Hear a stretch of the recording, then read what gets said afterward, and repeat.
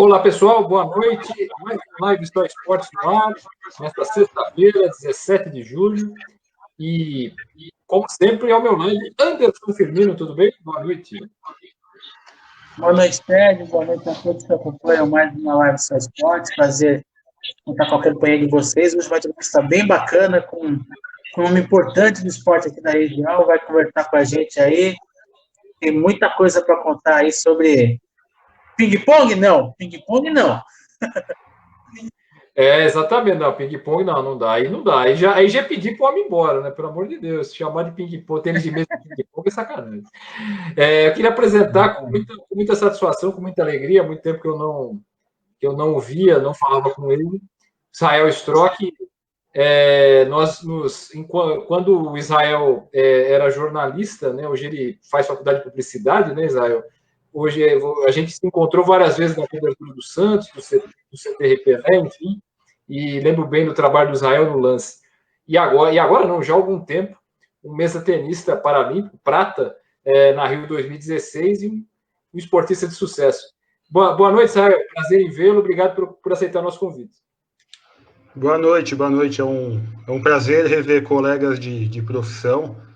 Eu estou no esporte por um bom tempo, mas a gente nunca sabe o dia de amanhã. E pela minha agora segunda graduação, eu tendo a seguir na comunicação. Mas foi muito bacana aqueles tempos de cobertura de Santos. Foi pé quente, né? Foi no ano que o Santos ganhou a Libertadores. E agora quero eu ter grandes conquistas. Eu tive a prata na Rio 2016 e agora vamos trabalhar forte, vamos sonhar com um degrau mais acima, um degrau possível. E é esse o destino que a gente quer para Tóquio agora em 2021. Como é que a mudança para 2021 interferiu no teu planejamento, o Israel? Está com a vaga garantida já, mas essa mudança, um ano aí a mais até os Jogos Olímpicos, o que muda efetivamente na tua preparação nos Jogos em Tóquio? Você tem agora um ano a mais, né, de preparação, a mais entre aspas, né, porque a gente perdeu boa parte desse tempo esperando essa questão da quarentena, ficando em casa, tomando todos os cuidados necessários. Mas a gente ganhou esse tempo de preparação, então, teoricamente, é mais tempo para a gente trabalhar. É um tempo confortável, se considerar que a vaga para Tóquio já está garantida. E agora a gente vai procurar usar esse tempo da melhor forma, ter paciência, né? Porque a gente ficou muito tempo em casa, então quando volta a condição física, a condição técnica principalmente não é a mesma, mas a gente tem esse tempo e procuro usar da melhor forma. E eu sempre fui um cara, falando da minha performance no esporte, que sempre gostou de trabalhar, que gosta do tempo à disposição. Então, com esse tempo livre, eu vou ter uma performance melhor agora em 2021, mas a gente está feliz e bem esperançoso. Israel, até aproveitando essa pergunta do Anderson, né, como é que o mesa-tenista se vira nos treinamentos aí para manter a forma, né? Durante essa pandemia, a gente está desde março, desde o início de março, metade de março, vivendo essa pandemia, né, esse problema que atinge o mundo inteiro. Mas para o mesa-tenista, para você em especial, como você tem lidado para manter a forma, por favor? A gente não tem muito o que fazer, na verdade, né? Embora hoje a gente tenha aí blogueiros, youtubers falando em treino em casa, em fórmulas mágicas para que tenha uma forma física, enfim, ou qualquer que seja a solução. Em termos práticos, pelo menos para mim, isso funciona muito pouco, para mim e para a grande parte dos meus colegas. Então, como eu falei na resposta anterior, é o momento de ter paciência, de esperar, de aceitar a dificuldade que é essa espera, e é uma dificuldade real. Teve o benefício de ter a vaga garantida, então isso ajudou bastante. O adiamento também, se tivesse que disputar agora em agosto, seria bem difícil. Mas, enfim, eu fiz atividades em casa, eu tive uma orientação bem superficial para trabalhar aqui. Consegui depois me matricular no Pilates, fazer um treino mais personalizado por fora, mas como a gente tem esse tempo e como as condições atuais não, né, como essa condição recente era muito ruim, eu achei melhor não querer dar murro em ponta de faca, achei melhor esperar, achei melhor trabalhar do jeito que a gente pode nesse momento e deixar para dar o gás na sequência, que é o que a gente começou a fazer essa semana. Já falar justamente disso, né? Você e a Jennifer voltaram essa semana, né, a treinar no Centro Paralímpico, né? Como é que foi o retorno, assim, os protocolos, enfim, como é que está a rotina de treinos nessa nova realidade, digamos assim? Sim. Não, espero que seja uma realidade temporária, né, e que seja o mínimo de tempo possível. Ainda que a gente tenha se adaptado nessa semana bem, essa nova realidade, a gente que sempre treinou 2 períodos por dia, de manhã e de tarde, agora a gente treina só um período, só de manhã, por orientação do Comitê Paralímpico, em combinado com a Secretaria de Segurança, de Saúde de São Paulo, tanto municipal quanto estadual, criaram um protocolo novo de adaptação, e nesse só podem treinar no Centro Paralímpico as modalidades do tênis de mesa, natação e atletismo, e nessas modalidades só os atuais medalhistas paralímpicos ou mundiais que podem fazer parte desse grupo. Então, um grupo muito reduzido. No tênis de mesa a gente está só em 4, teria mais um, o Guilherme, que é um cadeirante, mas como ele está no grupo de risco, ele optou por ficar em casa, ele que mora em Brasília. Mas o fato é que a gente treina lá no CT, eu não sei exatamente, mas o grupo de atletas, se passa de 20, é muito pouco a mais que 20, juntando todas as modalidades. E então todos os departamentos do comitê estão fechados, o administrativo, a academia está fechada, a fisioterapia está fechada, a massoterapia fechada, restaurante, hotel, tudo está fechado, então está aberto só tênis de mesa, atletismo, natação, para um grupo muito reduzido. E a gente tem que passar pela cabine de higienização antes, a gente tem que colocar, a gente do tênis de mesa, tem que colocar o nosso tênis que a gente usa na rua fora do espaço de treino. As bolinhas que caem no chão, a gente não pode pegar do chão e voltar a usar. Eu até acho isso um pouco de exagero, mas a gente segue a orientação para que elas ficam numa outra caixa e sejam higienizadas para o dia seguinte. É um protocolo bastante rígido, mas a segurança ela é necessária para que o centro não feche de novo, e aí a gente só voltaria a trabalhar lá com uma situação muito mais resolvida, o que não deve acontecer num espaço de tempo muito curto. Então a gente segue essa orientação, que ela é bem fechada, ela é bem rigorosa, mas a gente tem que estar preparado para Tóquio no ano que vem. Bom, Israel, pelo que você conta, então, acho que estou exagerando, claro, mas parece que cansa mais cumprir tantas etapas do protocolo, né, que são necessárias, claro, do que o próprio treino, né? Impressionante a quantidade de coisas que tem que ser feitas, né, pelo que você descreve. Sim, eu não digo que cansa mais, mas é um desgaste mental parecido, né, porque a gente já está acostumado com a rotina de treino, claro que a gente cansa, a perna pesa, tudo aquilo que a gente está acostumado a ver no esporte. Agora é uma realidade nova, é uma condição que a gente não tem repertório, que a gente não está acostumado a resolver, a lidar com isso, mas estamos tentando, a gente espera, a gente segue a linha, mas sim, é incômodo, é preocupante, né, porque a gente está falando de uma questão de saúde pública, então um deslize nesse processo todo pode custar caro. Então, essa possibilidade, essa novidade não tem feito muito bem, mas a solução de poder treinar faz muito bem. Então, a gente coloca tudo na balança e aceita as coisas do jeito como elas são. um pouquinho de contragosto, mas aceita.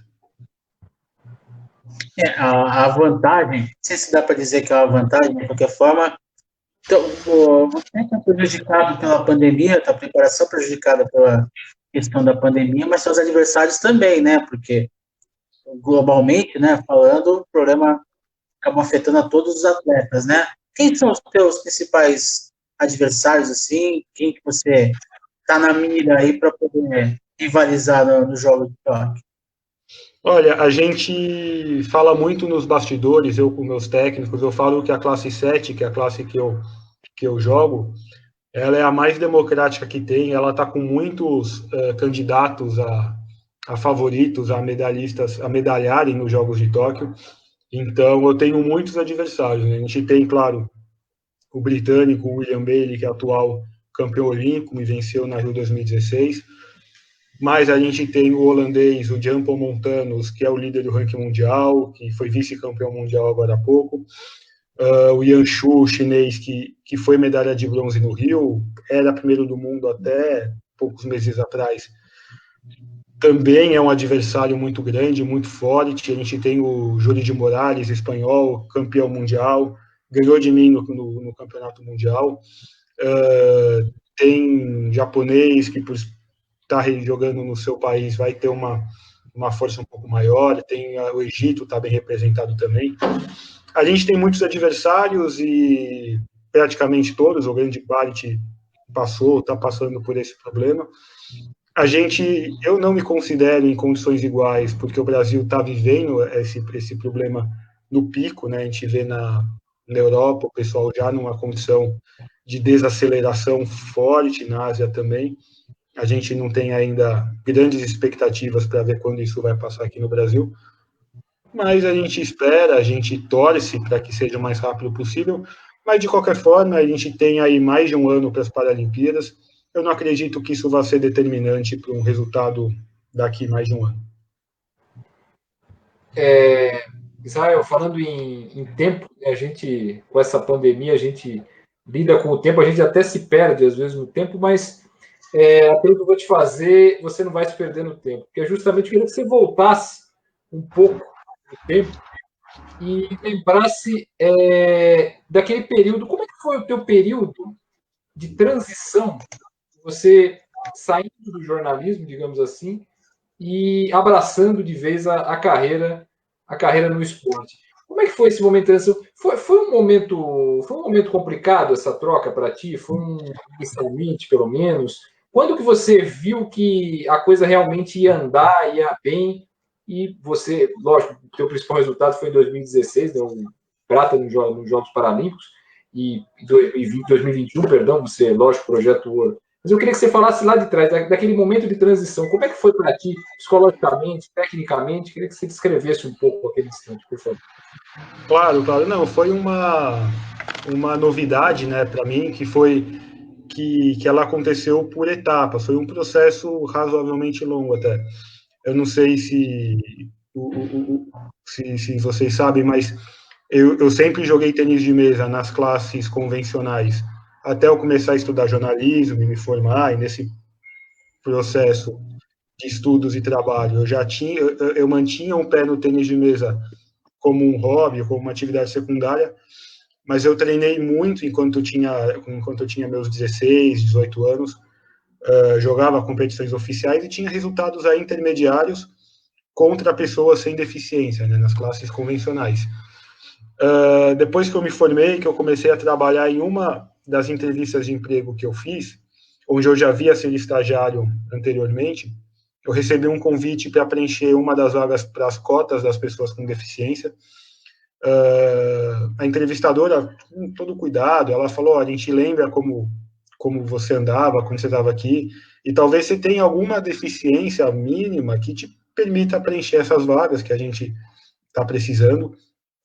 E nesse momento que eu fui no médico, eu já tinha uma pulga atrás da orelha em relação a esse assunto, mas como eu sempre tive uma vida normal, como eu relatei, eu sempre fui atleta, então foi algo que nunca foi relevante, nunca chamou minha atenção, embora tivesse ali presente. Nesse momento eu fui no médico, ele deu o diagnóstico de paralisia cerebral para aquela mancadinha que eu sempre dei. Aceitei a vaga de emprego, mas não me relacionei tanto com esse assunto. Fiquei nessa redação por um ano, a redação do Lance, né? A gente falou disso agora há pouco. Depois que eu saí da redação, e nessa época eu jogava badminton por hobby, né? Por lazer. Não jogava bem badminton, era a minha atividade de hobby, era meu. E um dos campeonatos que eu participei, um cara falou: por que você não joga no para-badminton? Eu falei: caraca, mano, de novo essa história de deficiência, mas acabei descobrindo que eu estava elegível para jogar no badminton paralímpico, só que eu não jogava bem, era a minha atividade de diversão. Nesse momento, eu já não trabalhava mais no Lance. Eu decidi que eu queria jogar tênis de mesa no Paralímpico e nesse instante eu acabei pesquisando o ranking mundial, coloquei o nome dos jogadores no YouTube para ver algum material e eu falei, cara, pelo que eu jogava lá com 16, 17 anos, eles não são melhores que eu, não. Não são relevantemente melhores que eu. E aí eu decidi, isso foi em 2011, a gente já estava aí bem próximo do ciclo da Rio 2016, e perante a possibilidade de disputar uma Paralimpíada no meu país, eu decidi que eu ia voltar para o esporte. Foi muito difícil no começo, porque eu demorei para ter uma fonte de renda, né, para fazer disso uma fonte de renda, mas passou um ano, um pouco mais que isso. Eu já consegui conquistar algumas bolsas do governo federal e consegui me manter através do esporte e sigo até hoje. Essa medalha no Rio abriu ainda mais portas para mim.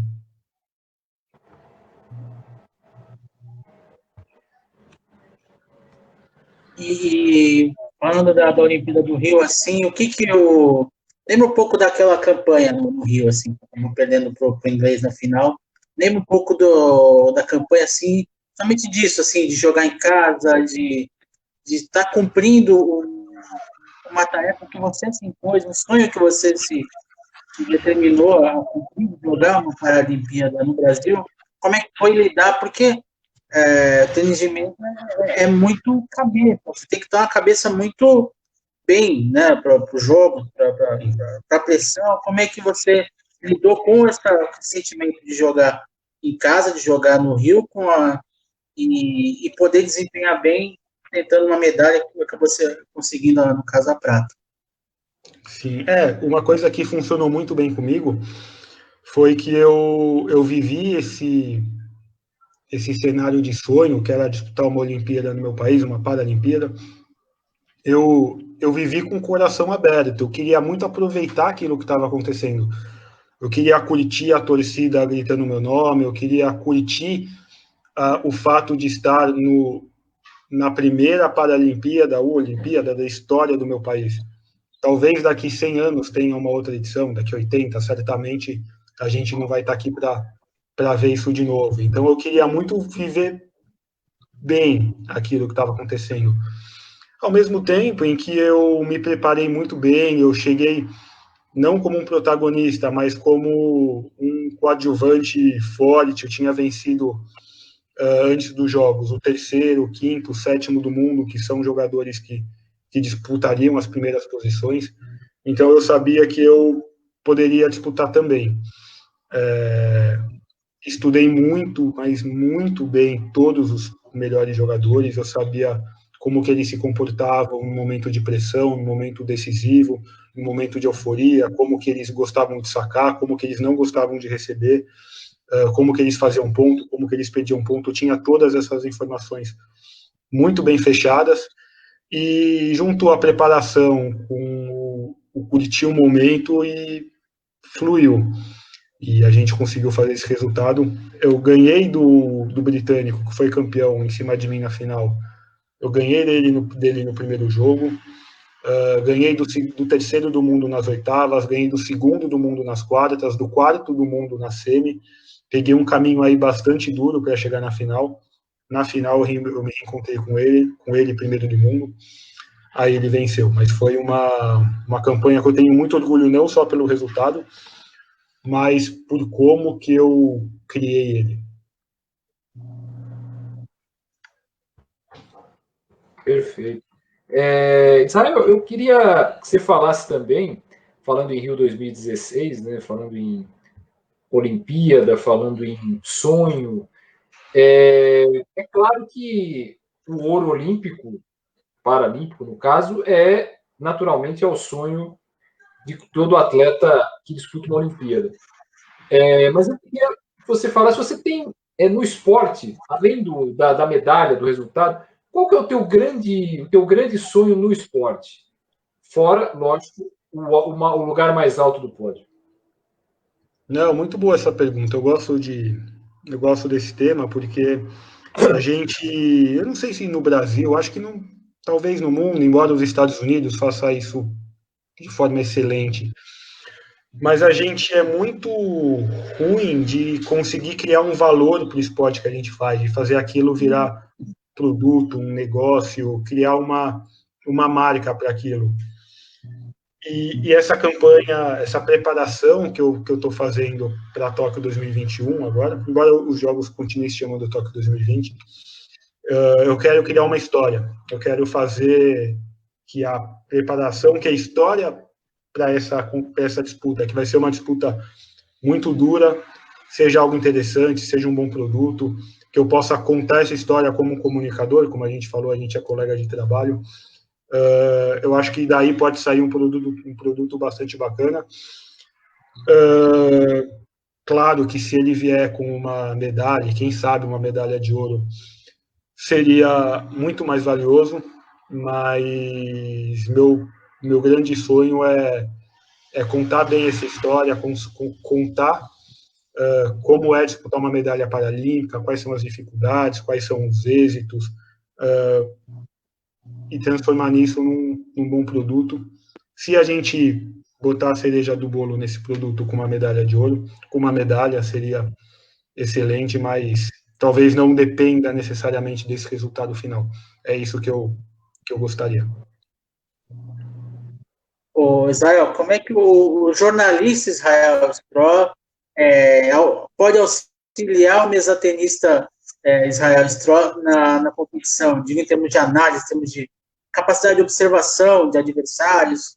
Como é que o jornalista pode auxiliar ou vem auxiliando o mesatenista? Eu não sei se como jornalista, mas como dono de um diploma, dono de uma formação,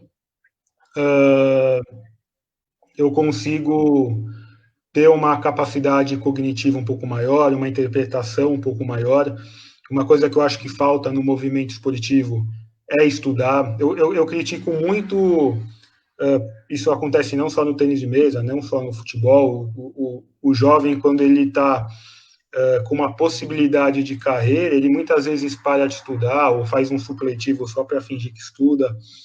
E a gente esquece o quanto que a carreira esportiva ela é intelectual, o quanto que você precisa ser inteligente para fazer o melhor drible, para entender a postura do adversário, para tomar a melhor decisão, qual que é a melhor decisão, é tudo muito, muito intelectual. E a gente, enquanto espectador, enquanto torcedor, principalmente, a gente acha que jogador é tudo burro, porque fala uma expressão errada, porque comete um erro de português, mas é um outro tipo de conhecimento que se aprende na escola ou no ato de ir na escola, no ato de estudar.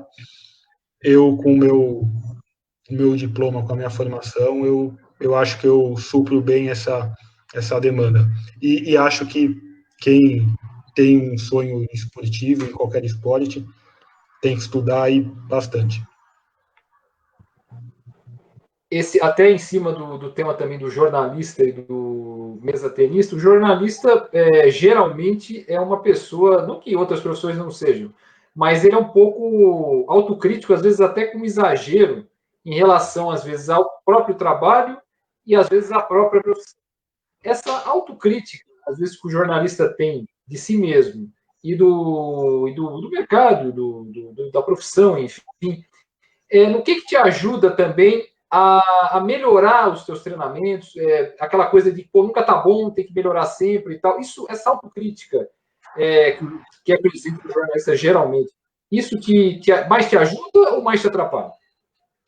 Olha, eu acho que a autocrítica ela está muito mais presente no Israel atleta do que estava no Israel jornalista, né? Porque é claro que em qualquer carreira, né, o trabalho ele quanto mais bem feito, melhor é. Só que no esporte você tem quase que uma obrigação ou uma exigência que às vezes faz mal, né? Por isso que você tem que buscar ser o melhor, né? E quando você não é o melhor, você não vai ganhar. Né? O jornalista, ou como médico, engenheiro, qualquer profissão, você precisa fazer o seu trabalho bem feito. Quanto mais bem feito, melhor. Mas o trabalho bem feito já atende a uma demanda. E no esporte, isso às vezes, muitas vezes, isso não acontece. Né? A gente joga bem, mas aí erra uma bola e perde o jogo, e, e a gente é cornetado às vezes. Então, a exigência de ser o melhor, eu acho que faz com que a nossa autocrítica, o nosso nível de exigência seja muito alto. Tem participação, Terry? Uma participação aqui da Sônia Maria Santos aqui, desejando aqui boa noite a todos, aqui coloquei na tela aqui para todos verem. Por enquanto, a participação. Boa noite para você, obrigado por acompanhar a nossa live e a todos que estão acompanhando. O Israel, eu queria saber de você, o que você acha do movimento paralímpico no Brasil? Como é que se analisa a questão do esporte paralímpico, né? Teve um incremento nos últimos anos, até por conta do ciclo, que desembocou no Rio 2016, mas como é que você vê o movimento paralímpico hoje no Brasil, a despeito de ter o presidente do Comitê Paralímpico Internacional ser um brasileiro, né, o André Persis? Como é que você vê o movimento paralímpico brasileiro? Sim, não, a gente está já há muito tempo já numa fase muito boa. Os resultados das seleções paralímpicas têm crescido há muito tempo. A gente pulou, eu não sei exatamente as posições, mas de Pequim para Londres, para o Rio, a gente sempre teve ganhos de posição. De Londres para o Rio, na verdade, não, mas a gente teve um aumento enorme no número de medalhas. A gente ganhou no Rio, se não me engano, 72 medalhas, o que é um número muito alto. Então, a gente vem numa evolução há bastante tempo. A gente tem hoje o Centro Paralímpico em São Paulo, que é o centro de treinamento mais moderno que eu já vi no Brasil. E nos lugares onde eu frequentei fora, não deve nada para nenhum. Eu já frequentei o centro chinês, o centro espanhol, e a gente não deve nada para nenhum deles. Considerando que o nosso é mais moderno, por ser mais novo, talvez o nosso seja até melhor. E os resultados vêm surgindo. A gente teve a nossa seleção de atletismo no Mundial do ano passado, batendo um segundo lugar geral. A gente perdeu só da China, ganhamos dos Estados Unidos, da Grã-Bretanha, da Ucrânia, que são grandes potências paralímpicas. Então, hoje, o movimento paralímpico do Brasil ele é muito forte. Temos aí uma perspectiva de grandes resultados. A seleção das outras modalidades, o tênis de mesa nem tanto, mas as seleções das outras modalidades se rejuvenesceram muito. A gente viu nas edições passadas a gente muito dependente das medalhas do Daniel Dias, da natação, que sempre foi um papatudo nesse último ciclo, nesse próximo vai ser também. Tem muitos outros candidatos a medalhas de ouro, então a gente tem tudo aí para trazer grandes alegrias aí para o Brasil.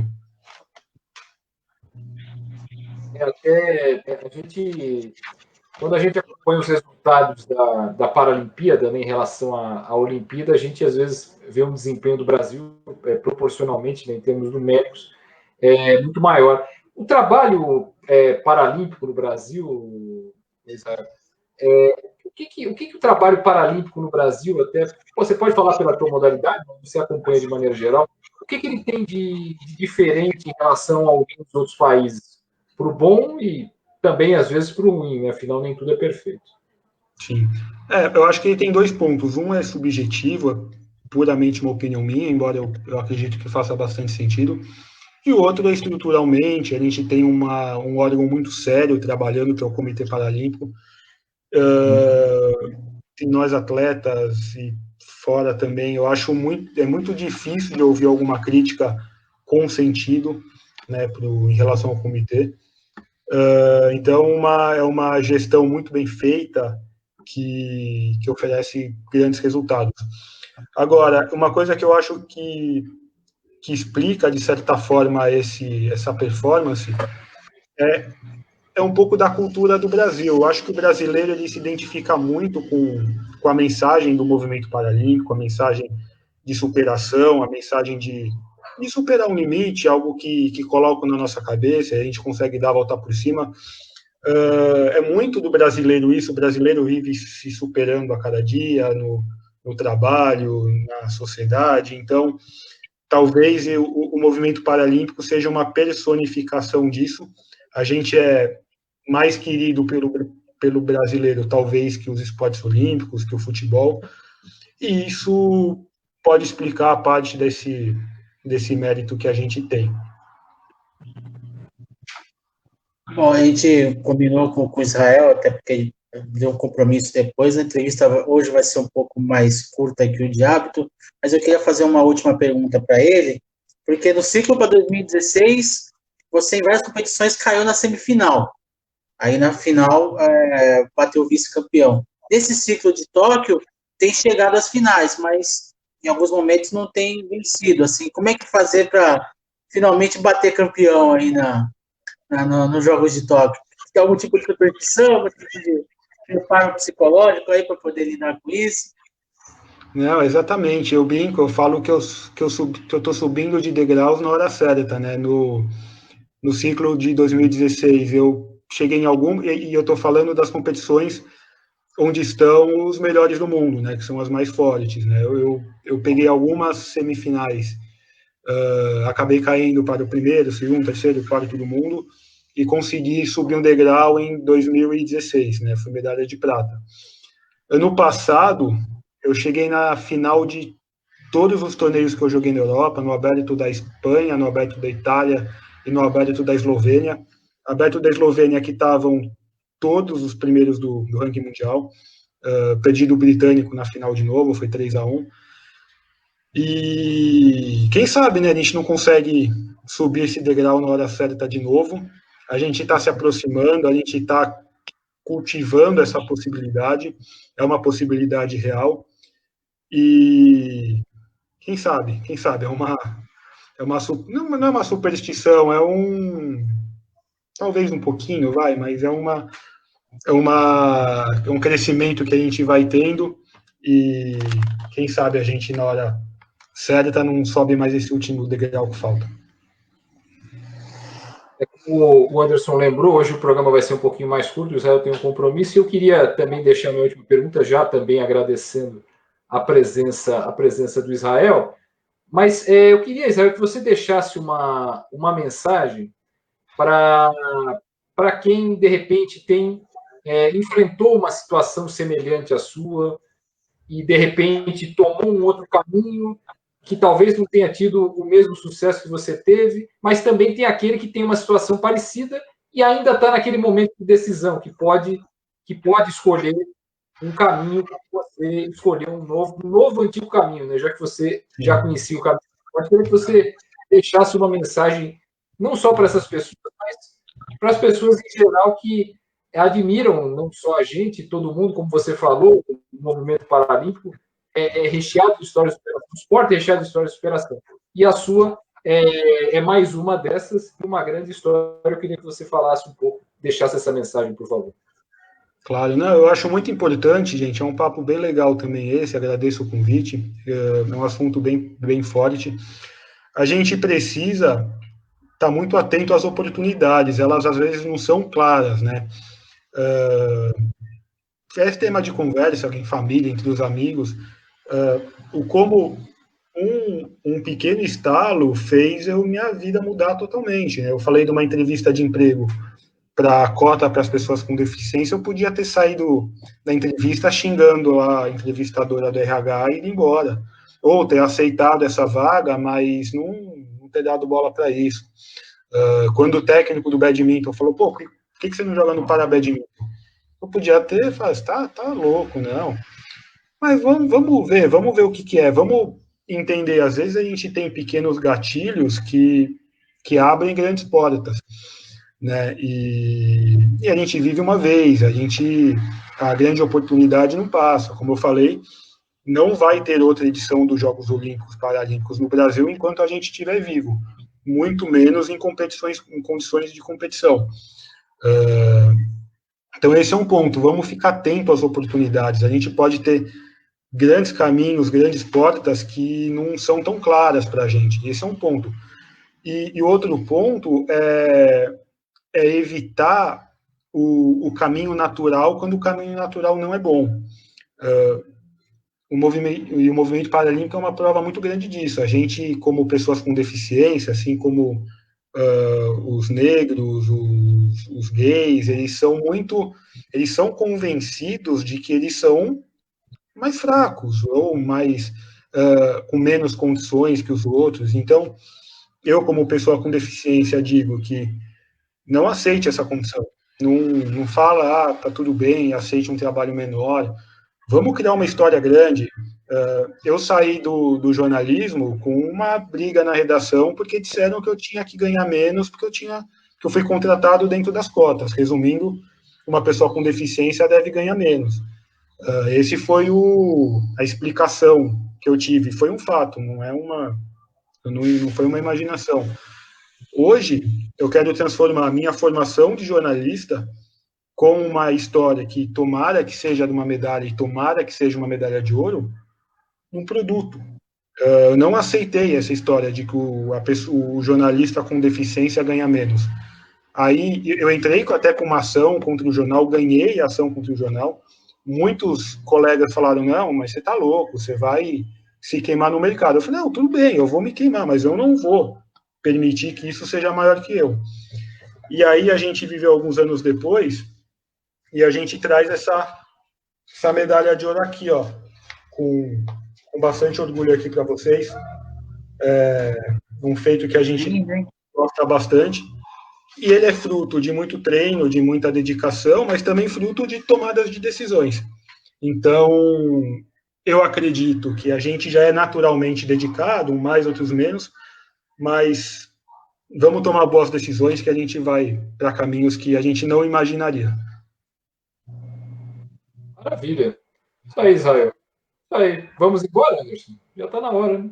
Vamos lá, queria agradecer mais uma vez a Israel. Obrigado pela disponibilidade aí, por dar um tempo para a gente conversar com você. Parabéns pela tua trajetória, pela tua conquista, pela tua força de vontade em dar uma virada na vida, que muita gente não tem esse tipo de coragem, assim, mesmo pessoas que não têm nenhum tipo de deficiência, demoram ou nunca se arvoram a dar uma mudança de vida assim. Você topou esse desafio e está sendo bem sucedido nele. Parabéns mais uma vez e obrigado por conversar com o Só Esportes nessa sexta-feira. Não, obrigado. Eu agradeço o convite. É sempre legal reencontrar vocês, né, meus colegas de sala de imprensa, de cobertura de Santos. Quem sabe um dia a gente não volta a trabalhar junto. E torço pra caramba por vocês, por esse projeto e tamo junto. Maravilha. Muito obrigado. E até a próxima sexta, e não só até a próxima sexta, porque tem live Só Esportes Extra na próxima semana. Como ele é extra, então ele pode ser. Exatamente. Oi? Está efervescente o Santos, né? Essa política do Santos aí está efervescente, então tem um bom convidado aí no meio de semana para falar de Santos Futebol Clube. É isso, gente. Exato. Valeu. Sextou, Pedro Sartori. Valeu, pessoal. Um abraço. Tchau, tchau.